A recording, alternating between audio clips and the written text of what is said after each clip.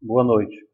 Vamos começar a nossa 20ª aula, retomando o contexto da Europa dos anos 50, 60, né?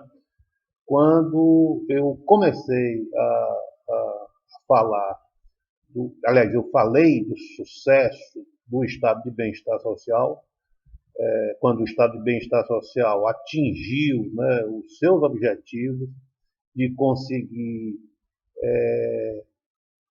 dar, né, sustentação ao plano de recuperação das economias europeias depois, né, da Segunda Guerra Mundial, né, depois das dificuldades que os países europeus vinham sofrendo desde a Primeira e Segunda Guerra Mundial, mas principalmente depois da Segunda Guerra Mundial.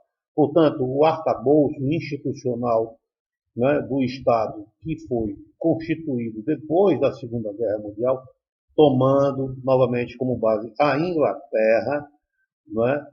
Que caracterizou, né, a passagem do Estado liberal do tipo clássico para o Estado de bem-estar social, né, implicava, né, numa grande estrutura institucional que fazia políticas públicas universais com o objetivo de atingir todos os segmentos, né?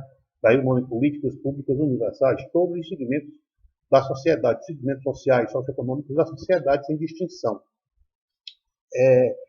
E eu já então, né, no auge do estado de bem-estar social nos anos 50, 60, né, também, né, começou, e eu já falava isso, né, na aula 16, né, quando eu abordei os problemas do estado de bem-estar social, né, já apontava as dificuldades, né, que, evidentemente, não previstas, né, as chamadas externalidades, o estado de bem-estar social começou a apresentar. Até eu dizia, né, a ironia é que o estado de bem-estar social foi tão bem sucedido que acabou por fracassar, ou seja, quando digo fracassar, apresentar problemas. E quais eram esses principais problemas, só para relembrar? Os problemas de financiamento, não é? Porque esse estado de bem-estar social foi tão feliz, né, na conquista dos seus objetivos, que ele permitiu, né, o alongamento do perfil etário daquelas sociedades, ou seja, o aumento progressivo das expectativas de vida das pessoas, né, por toda a cobertura socioeconômica que as políticas públicas universais propiciavam, não é? Agora, aumentando essa expectativa de vida das pessoas, significava dizer que também era necessário mais recursos, né, do custeio dessas políticas públicas que o Estado teria que despender, não é? Porque, dada a dilatação, né, da faixa etária das pessoas, também necessitava, né, uma maior quantidade de recursos ao longo do tempo para financiar essas políticas públicas. É o caso premente da Previdência Social, né? Quer dizer, tudo é feito por base de cálculos econômicos, isso é inevitável. Então, como eu já falei lá na aula 16, até mesmo anterior, abordando os problemas do estado de bem-estar social e seus problemas, eu dizia, quer dizer, que o que é extremamente positivo, o aumento da expectativa de vida das pessoas, né, fazendo com que as pessoas pudessem viver mais, com qualidade de vida, ter mais tempo vivas, aposentados, né, gerava, né, como gerou, tá certo, um problema de financiamento, um problema de custeio, né, o que levava à necessidade das reformas, à necessidade de fazer reformas. O problema é que fazer reformas não é barato, é custoso, porque tem um custo político muito grande, já que as pessoas que estão dentro do sistema, né, que ingressaram no sistema com uma determinada expectativa de vida, com uma determinada expectativa de aposentadoria, etc., de repente se viram na situação, né, de, diante das reformas necessárias para reformar a Previdência, por exemplo, terem de trabalhar mais. E isso, naturalmente, cria um desgaste político para aqueles grupos que estão, né, no comando da sociedade, não é? Em determinado momento. Né? Então, isso é um problema seríssimo, porque todos os Estados europeus terão de, mais cedo ou mais tarde, realizarem reformas no seu sistema previdenciário. Não só no seu sistema previdenciário, mas o sistema previdenciário ele é a pedra de toque, né, vamos dizer assim, do sistema de welfare state, do sistema de bem-estar social, tá certo? Como também o sistema de saúde público, né? Então, você tem aí previdência e saúde como dois, é, vamos dizer assim, duas colunas, né, fundamentais, duas colunas mestres fundamentais do Estado de bem-estar social. Então, a necessidade de financiar isso. Porque uma coisa está ligada à outra, né? Previdência e saúde, saúde pública universal. Que isso até hoje é um problema gravíssimo enfrentado pelos estados, né, nas várias sociedades. Mas voltando, então, aquele período lá dos anos 50, 60, 70, quer dizer, a necessidade de custear, continuar financiando esse estado de bem-estar social. Ainda por cima, o estado de bem-estar social, no primeiro momento, ele levou a um boom populacional, né? O crescimento, principalmente nos anos 50, aquilo que ficou chamado como baby boomer, né? O crescimento rápido da população. Mas lembre-se, esse crescimento rápido da população, com a alta taxa de fertilidade, ele, na verdade, estava repondo o estoque de pessoas perdidas, né, no decorrer das décadas entre a Primeira e a Segunda Guerra Mundial, tá certo? As pessoas foram dizimadas aos milhões. Então, aquele baby boomer ali dos anos 50 e 60, ele na verdade estava recuperando aquele estoque de pessoas que haviam morrido em razões diretas ou indiretas da guerra. Né?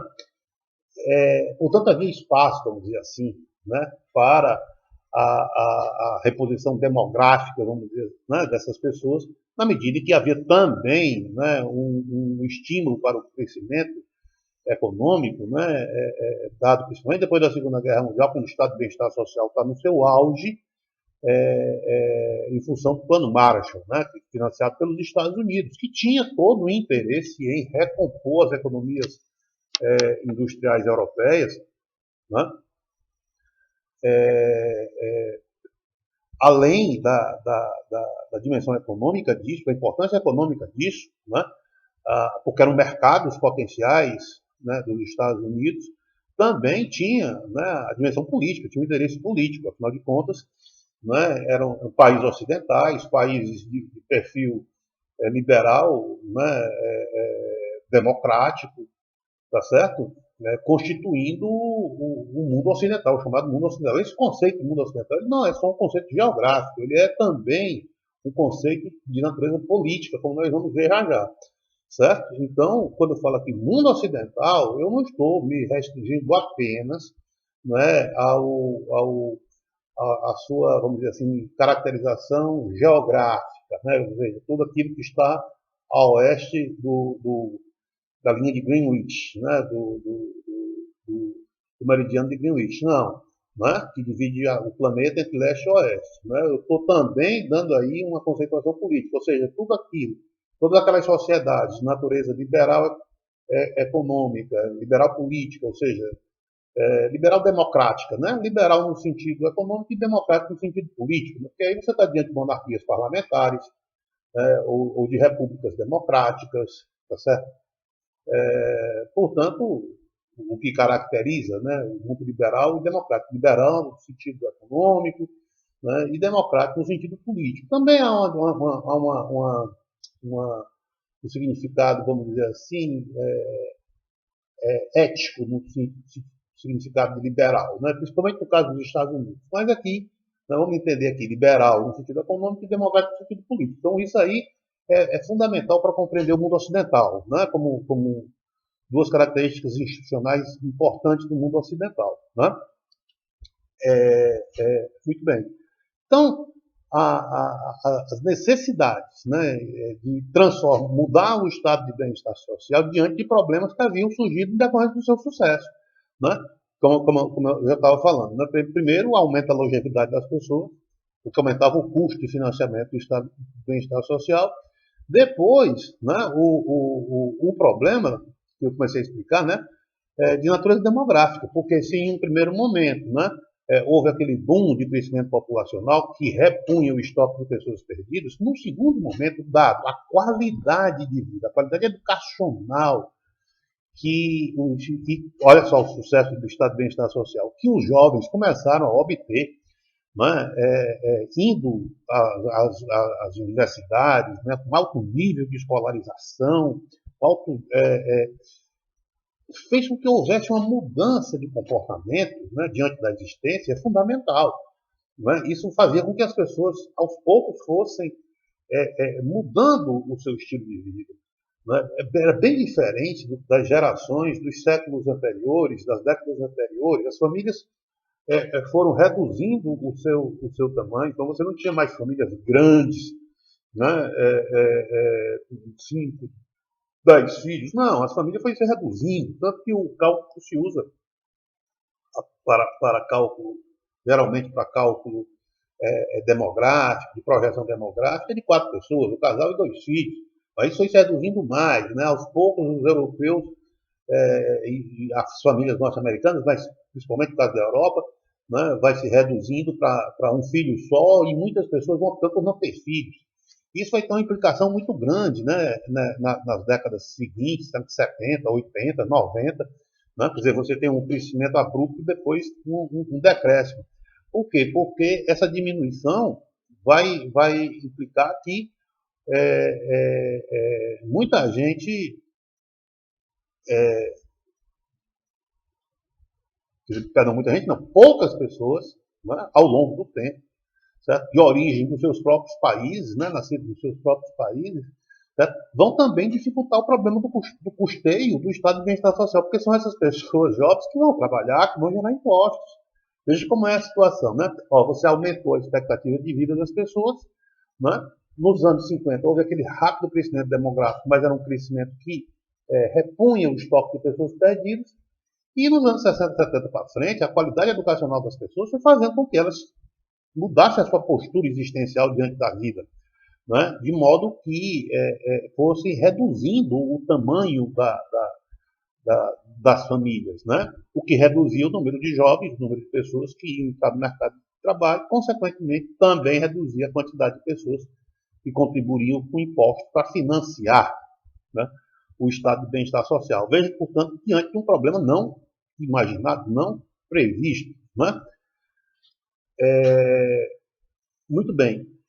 Isso vai explicar, né, progressivamente, né, no final dos anos, isso já, inclusive, uma situação desesperadora, né? A aceitação dos anos 80, 90 para frente, a aceitação dos países europeus da imigração. Certo? Da imigração de países africanos, de países asiáticos, de países do leste europeu. Né? Por quê? Por conta da necessidade, né, de repor a quantidade da mão de obra em potencial que estava sendo perdido devido ao decréscimo populacional dos países originários, dos países europeus originários. Aí você vai me dizer, mas isso nunca foi dito. Claro que não é dito. Isso não é fácil de você assumir como um gerente de um Estado. Um gerente de um Estado é administrador de um Estado, um político, um presidente, um governador, um prefeito, ou os parlamentares nas duas câmaras, né, Senado e deputados. Isso dificilmente vai ser aceito, vai ser assumido explicitamente. Olha, nós precisamos aceitar a imigração porque nós precisamos repor o estoque de gente original. Né? Aqui eu estou apelando exatamente para vocês a compreensão das dificuldades do que é administrar. Administrar tanto organizações privadas como administrar organizações públicas, como é o caso de um governo. Né? De um governo, seja um município, seja um estado, seja uma união, um governo federal. É você ter de enfrentar problemas que nem sempre você vai poder explicitar as suas soluções, como é o caso da imigração.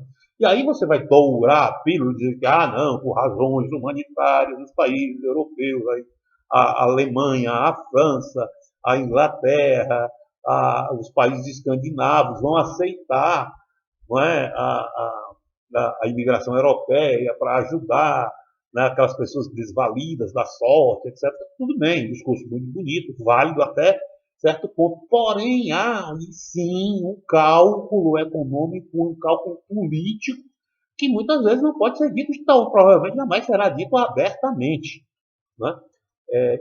Assumido pelos gerentes, administradores, né, dessas estruturas públicas governamentais. Né?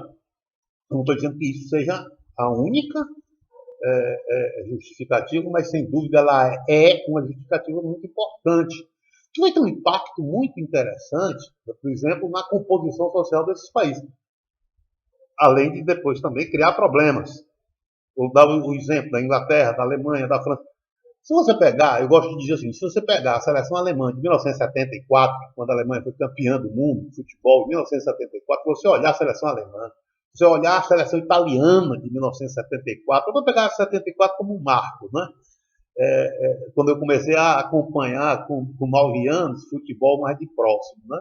Então, quando você olhar, pega a seleção italiana, pega a seleção alemã, duas seleções genuinamente europeias, você via a composição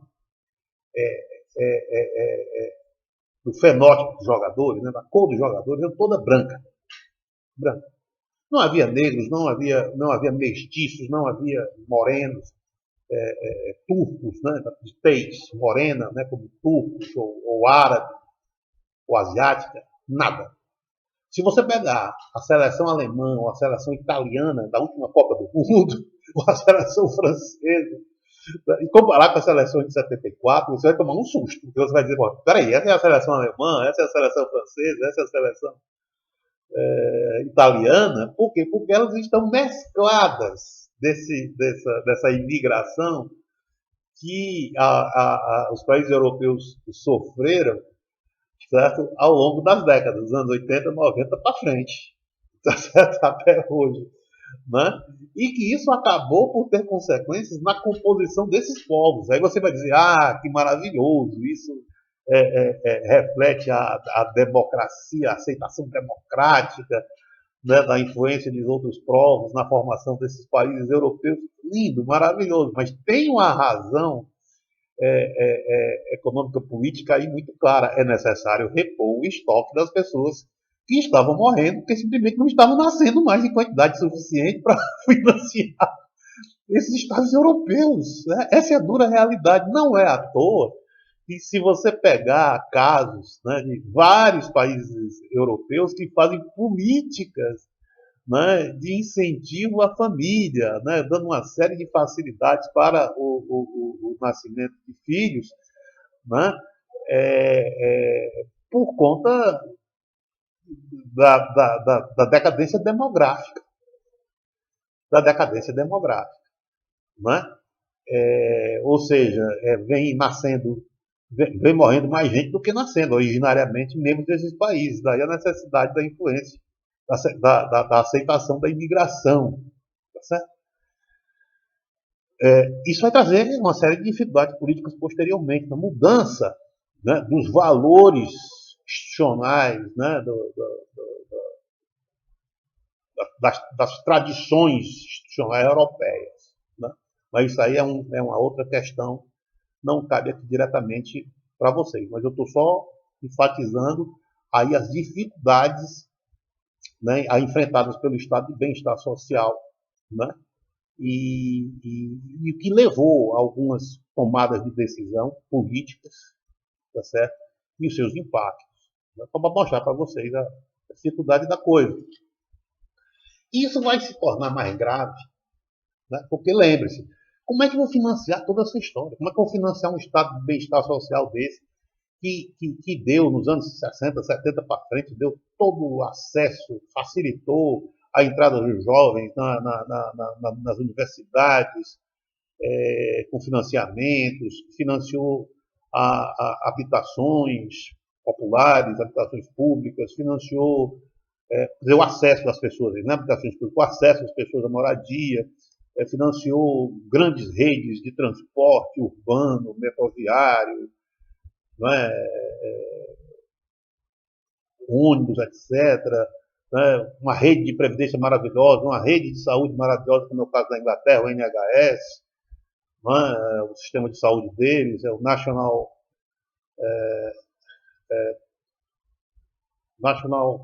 Health, né, de saúde, né, inglês, tá certo? Service, né, National Health Service, né? Então, Serviço Nacional de Saúde, né? Então, você precisa de recursos permanentes. Né? Mas, no entanto, lembre-se, um estado de bem-estar daquele ali, caríssimo, ele extraía dinheiro de onde? Das empresas e das pessoas físicas. Né? Ou seja, pessoas jurídicas são as empresas e as pessoas físicas. Ou então, devido aos problemas de custeio, se endividavam. Né? Ora, isso acabava com a competitividade das empresas europeias. Né? Principalmente, por que acabava com a competitividade das empresas europeias? Devido às altas taxas de impostos que recaíam sobre elas. Então, como é que elas podiam se expandir, né?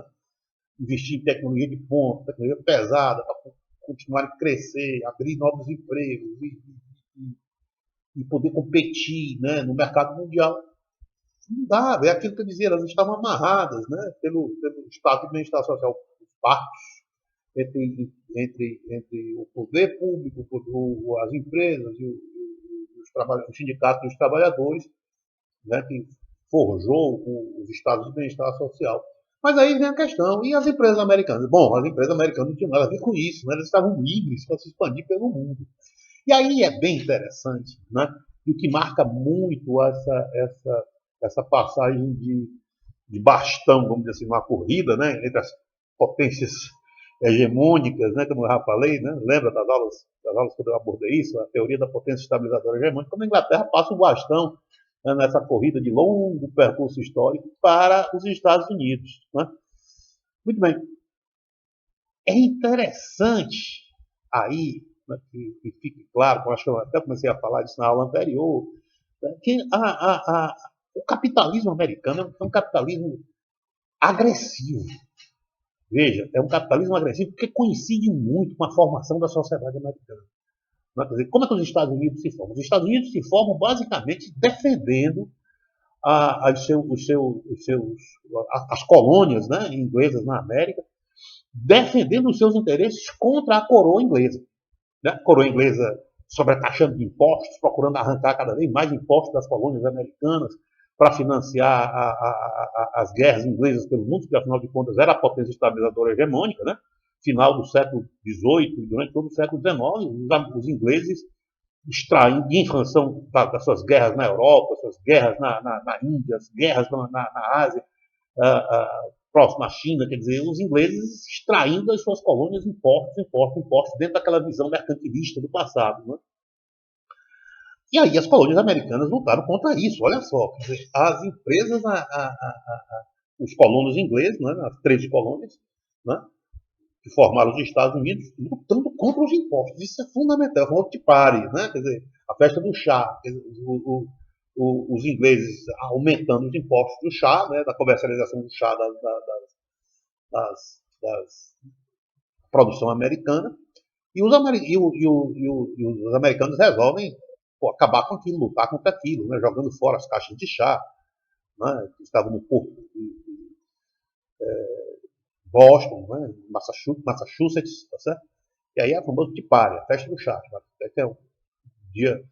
Não é ali que começa a surgir praticamente o sentimento de nacionalidade americana contra a Inglaterra, contra a exploração, né, das colônias americanas por parte da coroa britânica. Né? Então, isso vai ficar muito claro, né, na liberdade de empreendimento, na liberdade econômica, né, que vai ficar consagrada na Constituição americana, tá certo? Nas suas lutas a partir de 1776 pela independência, tá certo? Que é essa liberdade de comerciar livremente, né? Quer dizer, se você é o dono dos produtos, dos produtos do seu trabalho, não é que os ingleses não tivessem essa noção, claro que tinham, afinal de contas é a matriz da sociedade capitalista, né? Liberal, é ali que vai se desenvolver na Inglaterra a teoria liberal de Smith. Né? Mas os americanos não é como se fosse exercer isso na prática. Né? Quer dizer, vão ser o grande experimento social do surgimento do capitalismo. Certo? De modo que eles vão criar um governo, né, um governo democrático. Olha a instituição política republicana, né, a República Democrática Federalista, né, em que os Estados Unidos, olha só, Estados Unidos da América, né, que vão prezar pela liberdade da iniciativa total dos seus colonos. Ali não há nobres, não há nobres. Você não fundou um Estado monárquico aristocrático, não. Não é? Você criou um Estado cujo governo representava os empreendedores dispersos nas 13 colônias, cada qual com a sua liberdade, certo? Respeitando as características próprias de cada colônia daquela ali, certo? Que serão a matriz dos estados norte-americanos. Certo? Ora, isso aí, evidentemente, está dando surgimento, né, a um Estado empresarial, a um Estado que vai prezar, que vai valorizar a construção da riqueza a partir dos seus indivíduos. Certo? Então isso tem que ficar muito claro, que acima de tudo prezam, valorizam a liberdade de mercado, a liberdade de empreender. Certo? Quer dizer, o Estado deve garantir a liberdade do indivíduo de empreender, de preservar os seus empreendimentos. Isso é algo extremamente positivo. Não é? O Estado vai defender isso, olha só, e vai interferir o mínimo possível. O mínimo possível no empreendimento individual, no empreendimento particular. Tá certo? Empreendimento individual, empreendimento particular. Daí porque, olha só, é por aí que você compreende o que houve na Guerra de Secessão dos Estados Unidos, 1861 a 1865. Os Estados do Sul, que eram escravistas, eles se sentiram no direito de se defender contra a intervenção nos seus estados, né? Contra a intervenção do governo federal, que se chamava governo federal. Tá? Os Yankees. Né? Os Yankees. Então, é interessante isso. Claro, eu não estou aqui justificando, se ficar muito evidente, né, a defesa do escravismo pelos estados do Sul. Não é isso. Eu estou dizendo para vocês que uma das justificativas fundamentais para que desencadeasse a Guerra de Secessão de 1861 a 1865 era a não aceitação dos estados do Sul, a partir da Virgínia, né, a partir do estado da Virgínia, contra a intervenção, né, do governo federal sobre esses estados do Sul, né, que tinham, né, como objetivo acabar com a escravidão. Uma das razões fundamentais da guerra. Não é? E aí eles se dividem e vão à guerra. No fundo, os Estados do Sul, na cabeça deles, eles estavam lutando pela sua liberdade, pela autonomia dos seus estados, por aquilo que eles achavam que estava consagrado na Constituição americana. Certo? Então, essa liberdade de empreender, de não intervenção do Estado nas suas propriedades, a liberdade individual está muito presente na origem dos Estados Unidos e na concepção das suas empresas, dos donos, dos diretores das suas empresas, né, dos seus empreendimentos. Veja, é aí que você vai entender o que acontece depois da Segunda Guerra Mundial, quando os Estados Unidos, as empresas norte-americanas vão, pelas razões que até que eu já comecei a falar, vão começar a se expandir pelo mundo definitivamente. Ou seja, o imperialismo norte-americano não vai ser, né, a potência estabilizadora hegemônica norte-americana não vai ser como a Inglaterra, certo?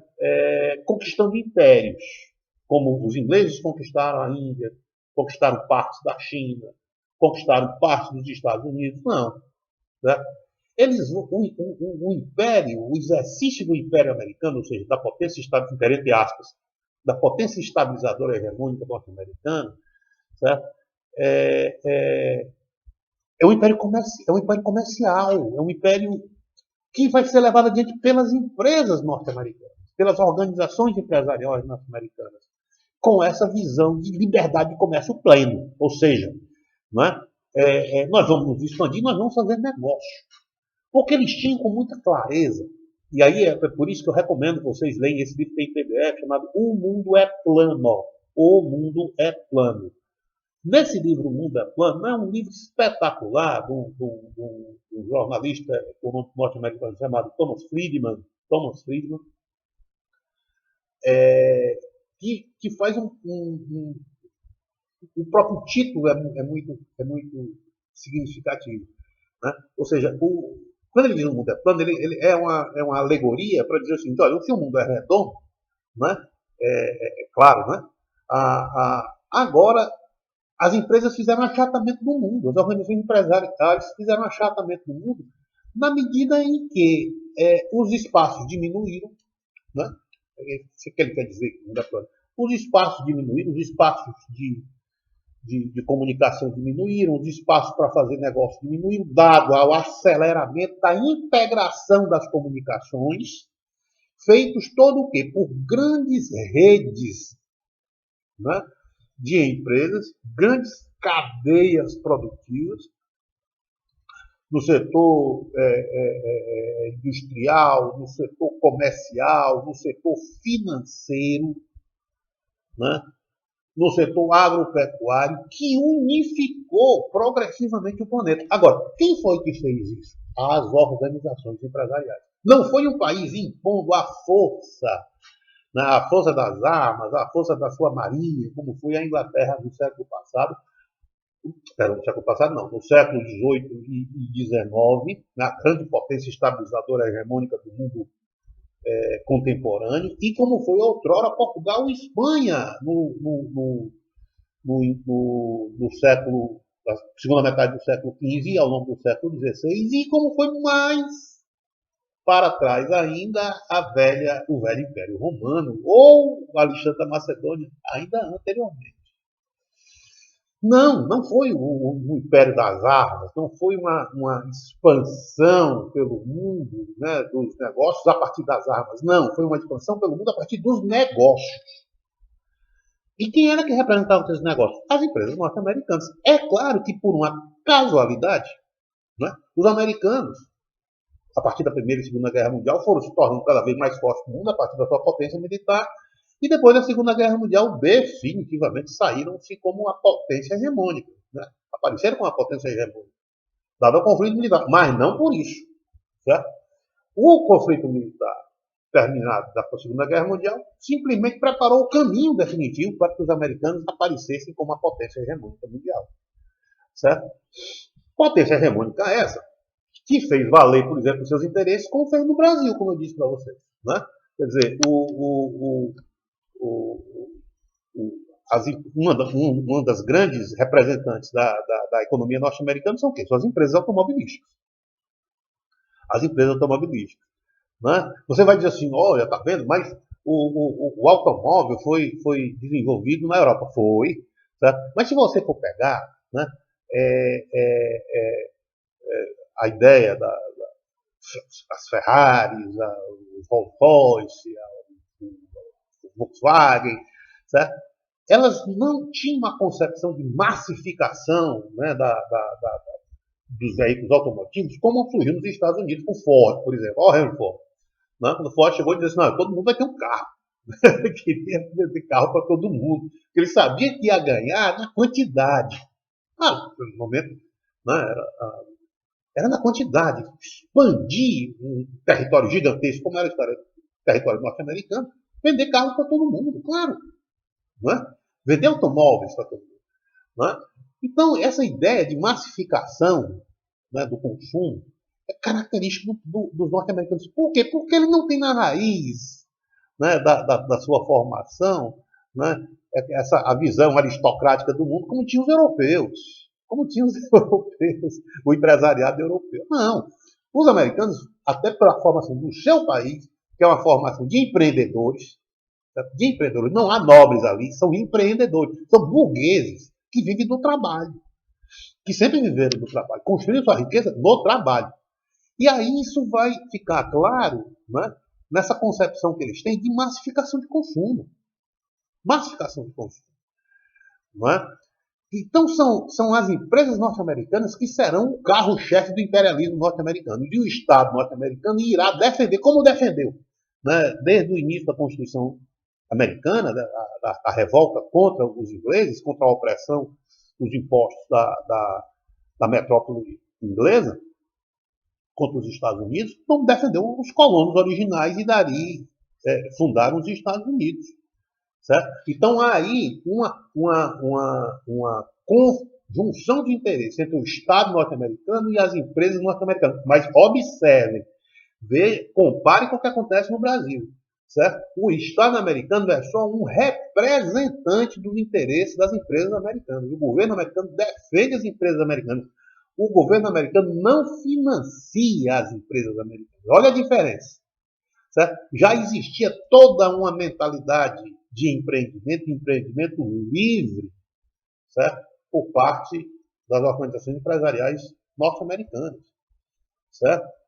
E é claro que eles sabem que tem que pagar impostos para o Estado, mas para o Estado defendê-los, certo? Defender seus interesses. Não é defender de maneira protecionista, para fazer desenvolver, estimular. Não, o crescimento industrial. Por quê? Porque é o crescimento industrial que fortalecia o Estado.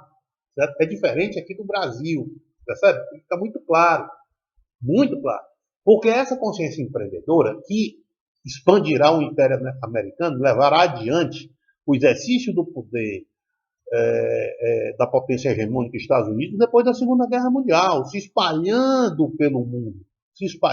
Como eu falei, a partir daquelas 3 fases. Primeiro vai a fabricação de peças, depois a montagem, depois, no auge, né, a concepção. Certo? Mas isso tudo, né, a partir, depois da Segunda Guerra Mundial, é um processo de aceleração. Dos anos 50, anos 60, anos 70. Aquilo que naquela época se chamava as multinacionais. Certo? As multinacionais. Era a formação de um mercado global, certo? A partir das empresas multinacionais. Certo? Quer dizer, eram as empresas que se espalhavam a fase de fabricação de peças, né, de montagem, né, depois a matriz ficava lá nos Estados Unidos, né, ou em outros países que aproveitaram esse rastro deixado pelas empresas norte-americanas, ou se associando a elas, né, ou sendo comprados por elas, como nós falaremos isso mais adiante. Né? Agora, e que era evidentemente interesse, tinha o interesse, né, dos países que recebiam essas empresas, porque não, qual era o interesse das empresas? E, ora, nós vamos buscar mercados e vamos buscar mão de obra barata. Porque essa é a cabeça empresarial dos Estados Unidos, do empresário americano. Para onde é que eu vou? Eu vou buscar mercados. Eu vou vender onde tiver mercado de consumo. Gente para comprar. Mas eu vou vender lá e, ao mesmo tempo, vou me estabelecer lá. Por quê? Porque lá eu tenho mão de obra barata. Eu tenho infraestrutura barata de água, de luz, de infraestrutura portuária, rodoviária, ferroviária. Por quê? Porque era interesse desse país receber essas empresas multinacionais, as chamadas de investimento externo direto, IED. Investimento externo direto, IED. Certo? Porque esses países estavam recebendo investimento direto, vindo de empresas estrangeiras, né? Pega aí Brasil, Índia, África, na região da África do Norte, a Ásia, né? Quer dizer, recebeu esse investimento externo direto, gerava emprego, gerava impostos nos seus países. Olha só a importância desse negócio. Né? Há, portanto, aí uma conjugação, uma convergência de interesses das empresas que estão se expandindo, olha só, né? a perspicácia, né, do capitalismo americano. As empresas que estão se expandindo, né?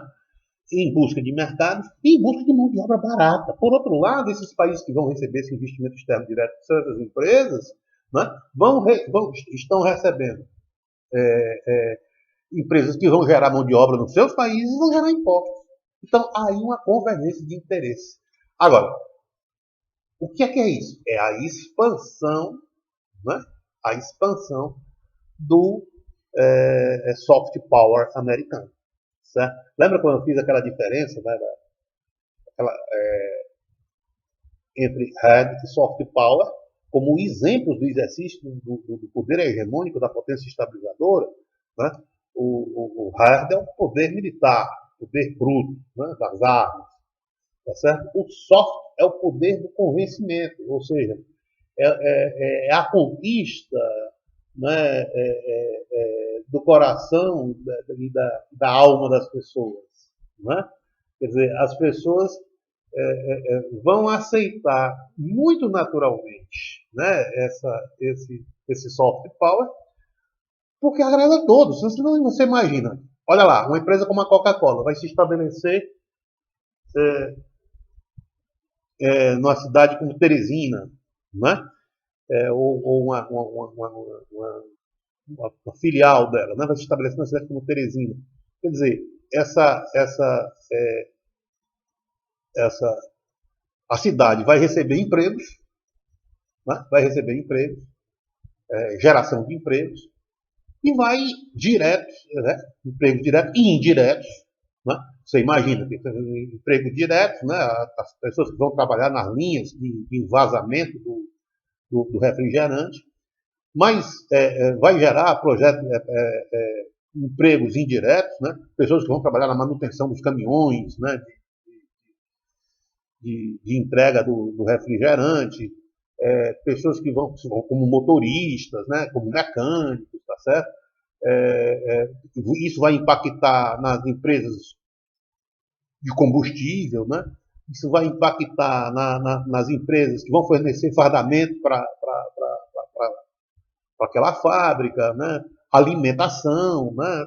Quer dizer, olha a quantidade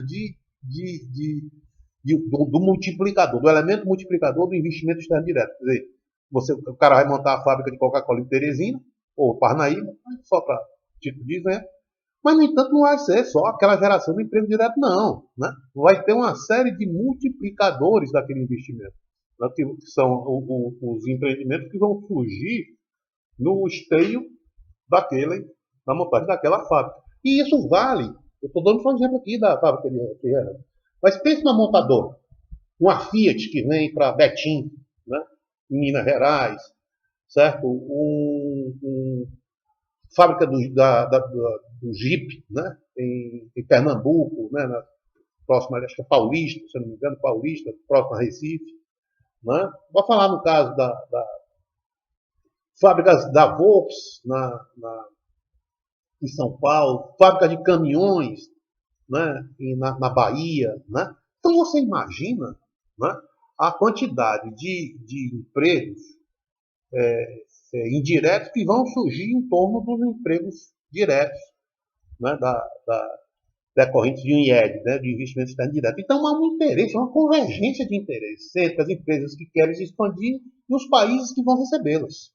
É assim que funciona a consciência do capitalismo americano. Se expandir, não expandir os seus negócios e levar adiante o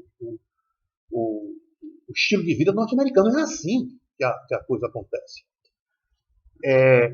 Veja que é bem diferente. Eu vou dar um exemplo concreto que ilustra essa distinção de consciência entre a consciência empresarial norte-americana e a consciência empresarial brasileira. Né? Eu acho que foi em 2017, 2016 ou foi 2017. 2017, acho que foi por aí. Ou 16 ou 17, acho que foi 2017. Num depoimento, né, desses processos da Lava Jato, eu acho que foi em Curitiba, se eu não me engano, foi na época, lá, depoimento, acho que é o Sérgio Moro, não sei, esse juiz Sérgio Moro, o presidente da Odebrecht, antigo presidente da Odebrecht, Ademílio Odebrecht, pai do Marcelo Odebrecht, que foi o CEO da Chief Executive Officer por muito tempo, não. O velho Emílio disse em depoimento, quando isso passou na televisão, se você não compreende nada, aquilo ali passa batido. Mas quando eu assisti, eu tomei um choque, fiquei chocado, porque eu disse, pronto, está aqui, disse tudo. O que é que o Emílio Odebrecht disse? Disse, olha, os meus executivos, os executivos da Odebrecht, certo? Os principais executivos, os escalões superiores, eu mando para a Europa e para os Estados Unidos treinarem para aprender o que é capitalismo. O que era capitalismo. Então eu mando, antes de eles assumirem, voltarem para o Brasil e assumirem os cargos de gerência, primeiro eles vão para os Estados Unidos e para os países europeus aprenderem o que é capitalismo. Depois eles voltam. Por quê? Porque o que existe aqui no Brasil, segundo palavras dele, Emílio Odebrecht, não é capitalismo. Não é capitalismo. Aqui o que existe é um capitalismo de compadrio. Palavras dele. O capitalismo de compadrio. O que é o capitalismo de compadrio? Aquilo que eu descrevi para vocês na aula anterior. Um capitalismo forjado no conluio entre a proteção estatal, que começou a ser desenhada na época de Getúlio, tá certo? Com os interesses empresariais, ou seja, a criação de uma consciência empresarial dependente do Estado. Quando ele falou isso, eu disse, pronto, está aqui. Para você compreender a consciência empresarial, né, dos brasileiros, do empresariado nacional brasileiro, a cultura organizacional, melhor dizendo, a cultura organizacional do empresariado nacional, está ali naquelas palavras do Odebrecht. Portanto, ele manda, ou mandava, né, os seus gerentes de nível superior para países europeus e países americanos, ou para os Estados Unidos, melhor dizendo, para aprender o que era o verdadeiro capitalismo. Ou seja, o capitalismo baseado na concorrência. Baseado na concorrência sustentada na agregação do valor tecnológico aos seus produtos, na conquista do mercado, no respeito ao consumidor, seus clientes, na fidelização desse consumidor, seu cliente. Certo? Portanto, totalmente diferente da constituição da cultura organizacional baseada aqui, né? Construída aqui no Brasil. Tá certo? Que tem como característica fundamental a dependência do Estado. É isso que explica, por exemplo, que o empresariado nacional, tá certo? Tanta gente querendo financiar, vereadores querendo financiar, prefeito. Agora isso está mudando desde o período Temer, né, nos 2 últimos anos, né, o pessoal do PT, tal de Dilma Rousseff, levou o impeachment, o Temer assumiu, e agora com o governo Bolsonaro, isso está mudando. É muito difícil você construir isso. Isso não acontece da noite para o dia. Por quê? Porque vem desde os anos 30, da década de 30. Certo? Então, se você pegar, são quase 90 anos de uma cultura organizacional dependente do Estado. Então, isso para mudar demora muito. Muito. Não é? Pelo menos aí uns 40 anos. Por baixo. Não é? Para você mudar isso.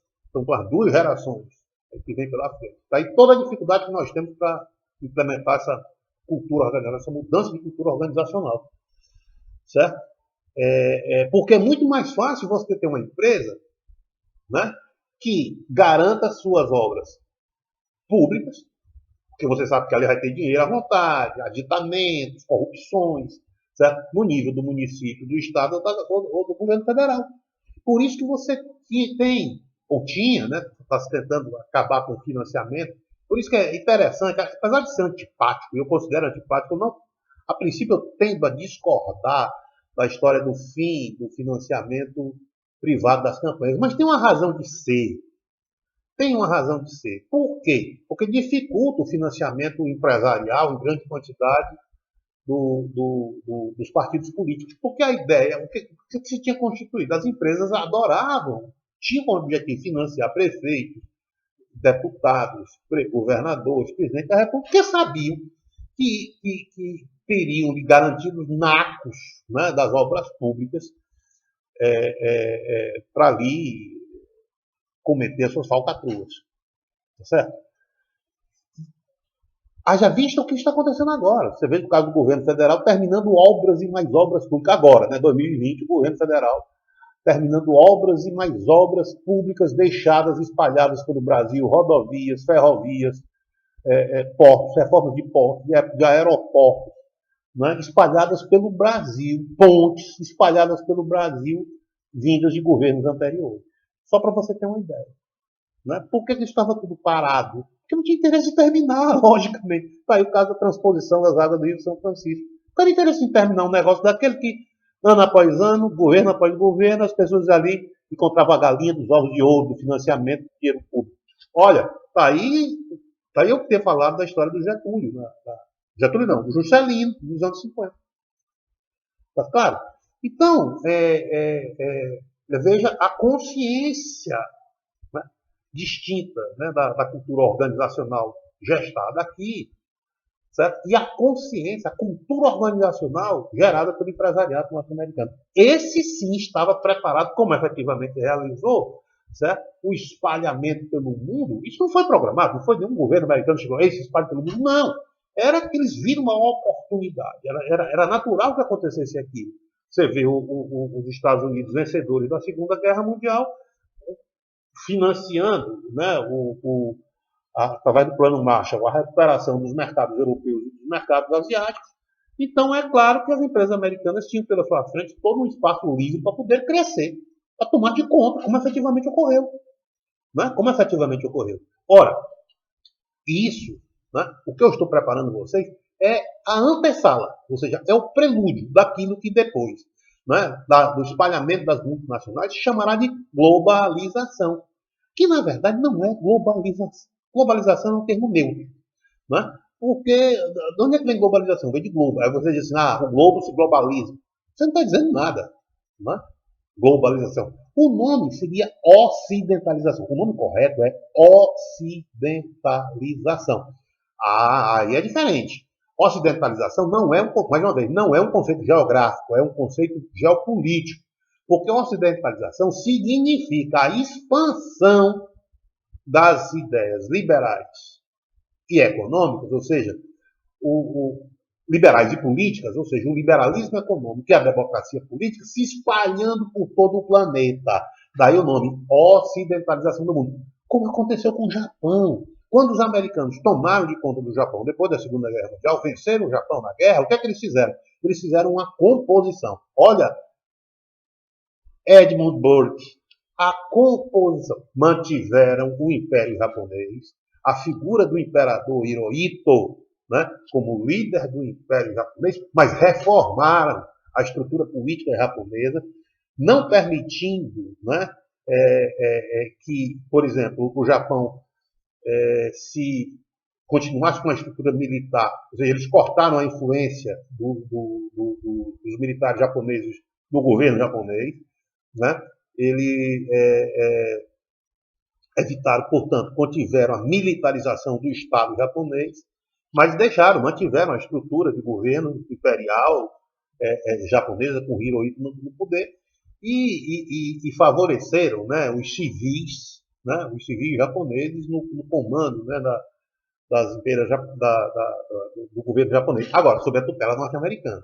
Depois, os americanos foram deixando, né, mantiveram bases militares lá, logicamente, porque o Japão passou a ser um ativo estratégico dos Estados Unidos no Oriente, no Extremo Oriente. Por isso que os japoneses são aliados até hoje, sabe? Há uma convergência de interesses. Os japoneses são muito sábios, né? A convergência de interesses, até porque eles têm um monstro atrás deles que se chama China. China e na época, a União Soviética. Né? Então, estou falando logo depois da guerra. China comunista e União Soviética comunista. Então, portanto, havia todo o interesse. Os japoneses fazer uma aliança com os Estados Unidos, que tinham sido vencidos na guerra pelos americanos, e eles, sabiamente, reconhecem isso. Veem o seu tamanho, a sua dimensão geográfica, veem a sua dimensão demográfica, tá certo? E fazem uma nova composição do Estado japonês, fizeram uma reforma, né? Mantendo a estrutura imperial de poder com Hirohito. Portanto, ali você vê, né, como é que se dá o exercício do poder hegemônico norte-americano. Os americanos poderiam chegar e dizer, não, vou criar aqui um reino, né, ou os Estados Unidos. Não existia, porque os caras não eram uma monarquia aristocrática, mas uma república sob comando americano. Não, de maneira nenhuma. Eles mantiveram bases militares lá, tutelaram, né, evidentemente, a reforma dos japoneses, evitaram a militarização do Estado japonês, mas mantiveram Hirohito como, né, não mais como imperador sagrado, como Deus vivo, não. Eles exigiram isso, né, que Hirohito acabasse com essa história de Deus vivo, etc., para acabar com o radicalismo japonês, né, do povo japonês. né, que possivelmente, se não tivesse feito isso, o Ciro abdicasse da sua vamos dizer assim, sua investidura sagrada, isso poderia levar à guerra terrorista, uma guerra de resistência contra a ocupação norte-americana, que efetivamente não ocorreu, não houve. Então, para você ver ali como é que é uma composição de interesse, logo depois da Segunda Guerra Mundial, como os americanos fizeram essa expansão pelo mundo. Né? Aí dei o exemplo aí do caso do Japão. Então, é aí que é o exercício da globalização, que na verdade não era globalização, era ocidentalização, porque aos poucos os japoneses se ocidentalizaram. Né? Até porque aceitaram, veja, aceitaram a estrutura democrática de poder, né? Fazendo o revezamento a partir dali, entre os partidos que ganhavam, né? Dentro de um sistema político muito próprio deles, os partidos que ganhavam iam se revezando no poder, né? Tipo uma monarquia parlamentar, aos moldes ingleses, com diferenças próprias, né? Equivalentes à sociedade japonesa, a toda a tradição milenar japonesa. Né? Mas é mais ou menos assim que se exerceu o poder dos Estados Unidos depois da Segunda Guerra Mundial. Né? Então é isso que se chama ocidentalização do mundo. Ocidentalização do mundo. Como aconteceu com a Índia, né? Com a Índia, que foi se ocidentalizando na sua dimensão política, né? E todos os países, né, vamos dizer assim, que foram recebendo as empresas norte-americanas, né, que passaram recebendo ou passaram a se integrar ao modelo econômico comandado pelos Estados Unidos, né, espalhados pelo mundo, tá certo? Foram se ocidentalizando. Ocidentalizando. Por quê? Porque o estilo de vida, o American Way of Life, o estilo de vida americano, na verdade é o estilo de vida ocidental. Né? É extremamente sedutor, é extremamente atraente. Certo? Mas só que quem é que leva esse American Way of Life, ou seja, o estilo de vida americano, ou seja, o estilo de vida ocidental para esses países? As empresas. São as empresas que vão vender Coca-Cola, são as empresas que vão vender jeans, são as empresas que vão jeans, né? São as empresas que vão vender discos, são empresas que vão vender cosméticos. Eu estou falando discos, cosméticos, etc., porque, olha, um dado é muito significativo, mas muito significativo. Né? Uma das principais indústrias que cresceu, deu um salto monstruoso depois da Segunda Guerra Mundial, nos anos 50, 60, foi o quê? Foi a indústria da moda. A indústria da moda, a indústria dos cosméticos, a indústria da moda, a indústria dos cosméticos, a indústria dos discos fonográficos e a indústria cinematográfica. Olha só, moda, cosméticos, discos e a indústria cinematográfica, ou seja, cinema, música, modas e embelezamento cosmético. Essas 4 indústrias, certo? Vão adiante levando a sedução do estilo de vida ocidental. Agora, é claro que onde elas chegam, elas vão passando por cima, elas vão desorganizando as instituições, às vezes milenares, desses países onde ela se estabelece. E é assim que vai, tal qual Roma fez no passado. Tal qual a Grécia, de Alexandre, fez mais longínquamente ainda. Vão seduzindo os povos onde elas se estabelecem. Agora, o que é que elas estão fazendo aí? Negócio. Estão levando a satisfação para as pessoas? Estão. Né? Estão satisfazendo as necessidades, os desejos das pessoas? Estão. Mas, por trás disso aí, você tem cadeias gigantescas de produção, né? de bens, né? industriais, de serviços, né? que vão satisfazendo as necessidades das pessoas, os desejos das pessoas. Mas o que é isso? Isso é business. Isso é negócio. Certo? Isso é negócio. Girando cada vez mais rápido milhões, bilhões, trilhões de dólares pelo planeta. Pelo planeta. Ora, o que é isso? Isso é ocidentalização. É a adoção por boa parte do planeta, com exceção do mundo muçulmano. Olha só, não é à toa que o principal polo de resistência, certo, a essa ocidentalização do mundo vai estar no mundo muçulmano. Porque se você for perguntar, mas por que é assim? Bem, olha, primeiro, vem da tradição religiosa deles. avessa a modernizações, a transformações, bem diferente do que aconteceu com o mundo ocidental. Porque se é uma coisa que aconteceu no mundo ocidental, foram transformações das suas instituições. Transformações a partir de quê? Reformas. As instituições políticas, as instituições econômicas, as instituições estéticas, as instituições jurídicas, as instituições religiosas do mundo ocidental, elas se reformaram. Mas se reformaram para quê? Para continuar a existir ao longo do tempo. Basta você ver que, no ponto de vista da instituição religiosa, o cristianismo passou pela grande reforma protestante do século XVI, criando as igrejas evangélicas históricas, depois as pentecostais, neopentecostais, etc. Mas e o mundo muçulmano? Não. Certo? Não. Então, com exceção do mundo muçulmano, certo? As demais regiões do globo, elas vão sendo assimiladas e assimilando o estilo de vida ocidental.